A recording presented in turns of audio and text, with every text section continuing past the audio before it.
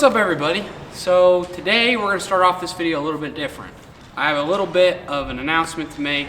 It's not the best announcement that you guys probably want to hear, but it's a mistake that I made on my part, and I just wanted to come out and tell you guys before we get this video started. What you guys seen so far is we have 50 acres to go left for harvest, and all the footage that I shot for the last day of harvest, a lot of the audio on there was ruined because my mic totally took a crap on me midday. And when you're just shooting and recording and you're going, you don't really look at the footage that you just shot. You kind of just roll with it because, you know, you're just, there's so much going on that you're just shooting. And I didn't look at the footage up until, you know, the end of the day. You can't really, you know, redo harvest, so I kind of lost a lot of the footage. I'm going to try my best to scrounge up the footage best I can, maybe do a voiceover for you guys, but just know we got Harvest 2020 done. It's in the books. You know, it's kind of one of those gut-wrenching feelings when you work on something like that and it totally is ruined, and I felt really good about the video that I just shot, and you know, there's nothing I can really do about it.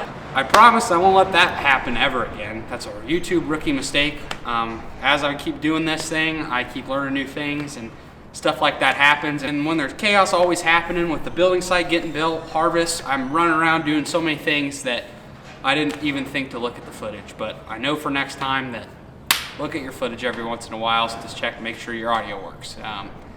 So I'll do better at that, and this will never happen again. So I'm very sorry about that, guys, and thank you for all your support. And with that being said, let's get right into this video. We're waiting on a truck to deliver us, we think, our heaters that are going to go into our new hog barn. So we're just waiting for the truck right now. It's roughly 700 pounds. There's 6 heaters on there. Oh boy, I tell you what, truckers, they never seem to find the right location. Every time we tell them someplace, they go to the other place on the farm. So we're gonna have to head up to site 1 and meet him up there, because I don't think he knows what a machine shed is versus what a hog barn is.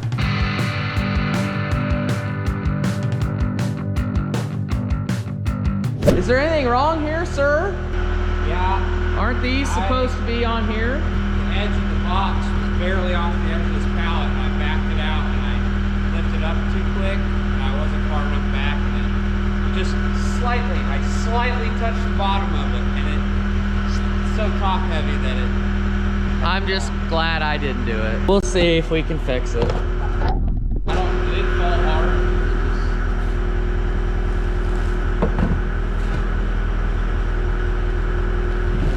Those aren't the heaters, those are the infoconic heaters. So those are the little brooder heaters that we put in when we get wiener pigs. So I think there's like, I don't know how many are in a box. 3 in a box or 4 in a box or something like that. Anyway, disaster averted. We'll be all right. I didn't break anything. What's going on, everybody? Today's the day. We're actually gonna end up finishing harvest today, hopefully. The weather's been nice all morning. Not nice, but it's kind of cloudy, but there hasn't been any snow, any rain. There's no chance of snow or rain. So I think today we're gonna try to tackle the last 50 acres of corn we got left and be done with Harvest 2020. So let's hope that the weather stays nice, no breakdowns happen, good vibes the whole time. That is never good. Low fuel.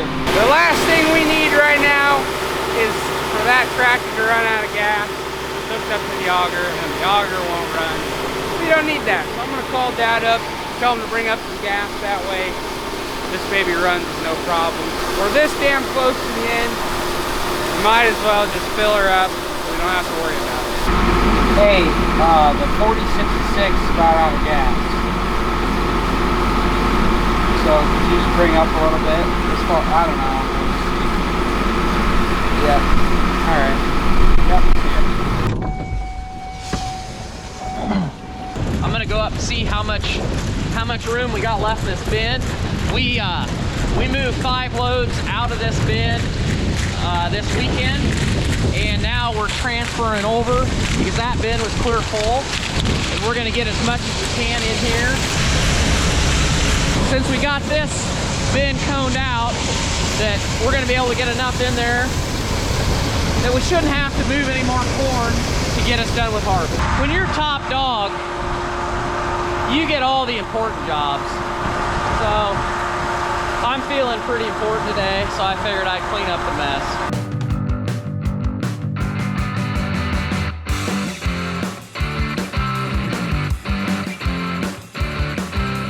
It's starting to get real nippy out here.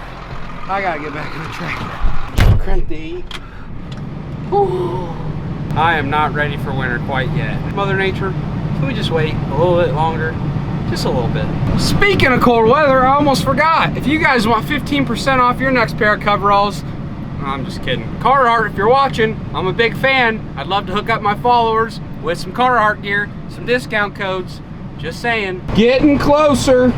Getting closer. We probably got, I would say, 10 acres or less left on this quarter patch. Oop, there goes another pheasant.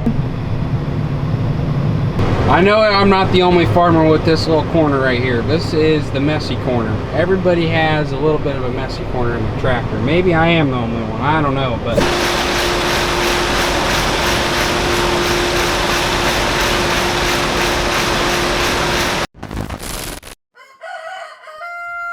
well, good morning, everybody. This morning is off to a little bit of a bumpy start. I was choring the pigs. Dad and I were up the hog building, choring and doing what we do best as far as pig work, and we get a call from another freight truck that tells us they're 30 minutes away and they're going to be dropping off nipple bar stuff and they're going to be dropping off curtain stuff for the new hog building. And that's fine, you know, that's fine, but they got to give us 24 hours to know when a truck's coming.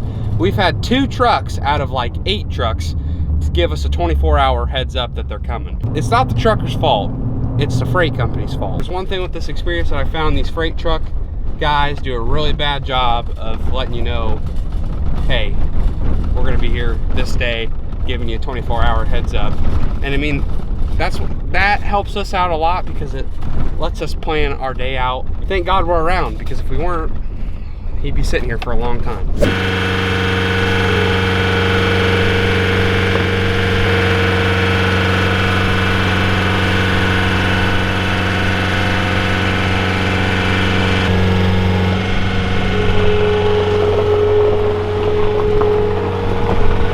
Always like new stuff, but we like to be notified when we're gonna get that stuff a little bit before than just 30 minutes. But we got a bunch of nipple bars for the new barn and curtain pockets for the curtains. We got a bunch of stuff that's starting to pile up in the machine shed. It's starting to accumulate. It's starting to accumulate big time. I don't know what else the day's gonna bring. Supposedly yesterday they said the carpenters are gonna show up and start on the building, but as you guys can look out here, it's foggy, it's raining a little bit. It's a crappy day, and it rained all of last night, so probability of that happening I don't think is high. So I'm gonna finish up chores. If we got nothing going on, then I might just do a whole day of editing so I can get some more videos out for you guys.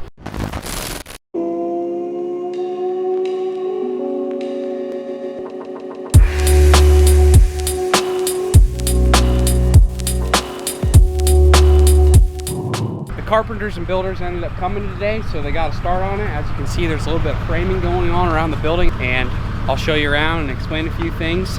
I'm sorry in advance if the wind blows into my microphone, which causes the crackling and bad audio.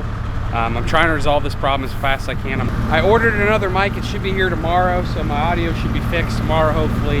But there's not a whole lot I can do when I'm in a huge open area in the country and there's about 20-mile-an-hour winds, you know? I try my best, but can only do so much.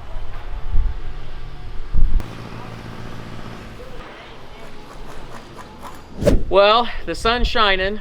It wasn't shining this morning. It's been pretty miserable, and if you look outside, it's starting to look dried up, but we had a lot of rain last night, and carpenter started today, and we didn't know if we were going to be able to get the lumber in on the slats because it was so wet. They're going to try to swing trusses tomorrow. So what they've done today is they've pretty much framed all the walls. These guys, this is all they do, and they're very efficient at it. The center wall's framed, and you can see they got a double plate at the top, and that's where the 2 halves of the trusses will meet on this top plate, and then they nail them together. And there's a lot of bracing that goes in, but this center wall supports pretty much that whole roof. Stainless steel wedge anchors, and I think they're every 4 feet. And that's just to make sure this lumber can't shift, that it stays where it's supposed to be. This will get insulation in the middle, and it'll get what we call whiteboard on both sides, which you've seen in our other barns. You can power wash it. It's got a plastic coating on it, and it lasts real well. And then our end walls, this is the fan end wall. This will have whiteboard, and then you'll have a fan, and then that's filled in and fan. So there'll be 4 big fans and a 36-inch fan. All this lumber in the outside is treated. This is an interior wall, so the sill plate, because it's in contact with the concrete, it's treated, but the uprights are not treated. And it's the same way as you go around. Whatever touches the concrete or is exposed, because there'll be a fan here and this will be wrapped, but this is somewhat exposed. Sometimes it will get moisture in it, so that's why that's green. So we're right in the middle of the building, and this is the doorway going across. And I wanted to explain, because we had some people that commented that were curious about how that 10-inch wall that we poured in the center of the building, how that ties in with this wall that gets poured on top of it. Because this is a 6-inch wall, and this is the center between the 2 rooms. And if you remember, before we poured the slats and that wall was there, it just came up, and then there was some rebar sticking out of the top of it. But they didn't pour this 6-inch wall till after the slats were set on the building. And the reason they do that is because, as you can see, the gap between the 2 rooms where the slats are, that's narrower than this 6-inch wall. And when they pour that, part of this wall is on top of those slats, and the gap between is filled with the same concrete.